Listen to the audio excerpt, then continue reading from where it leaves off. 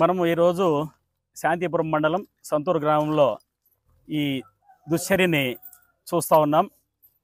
ఒక సాక్షాత్తు ముఖ్యమంత్రి నియోజకవర్గంలో ఇటువంటి దారుణమైన పరిస్థితిని తీసుకురావడం నిజంగా చాలా దుర్మార్గం.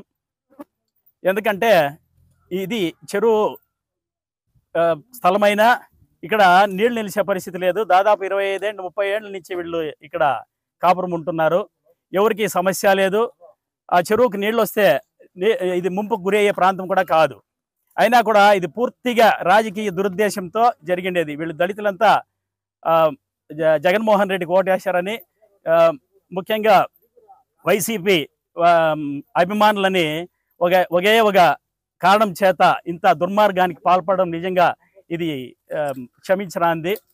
ఒక ముఖ్యమంత్రి గారు మీకు ఈ విషయాన్ని మీ దృష్టికి తీసుకొచ్చారో లేదో మాకు తెలియదు, కానీ దయచేసి మీ సొంత నియోజకవర్గం కాబట్టి ఒకవేళ వీళ్ళని ఖాళీ చేయాల్సిన పరిస్థితే వస్తే వాళ్ళకి వేరే స్థలాన్ని ఇచ్చి ఇండ్లు కట్టించి వాళ్ళు పొమ్మంటే వాళ్ళే పోయేవాళ్ళు. ఎందుకంటే పేదవాళ్ళు వాళ్ళు ఏదో కోర్టుకు పోయో లేకపోతే వేరే వాళ్ళ మీద కక్ష సాధింపు చేసే శక్తి సామర్థ్యాలు లేని పాపం దళిత కుటుంబాలు, వాళ్ళ మీద ఈ కక్ష సాధింపు చర్యలు అనేది ఇది క్షమించరాంది.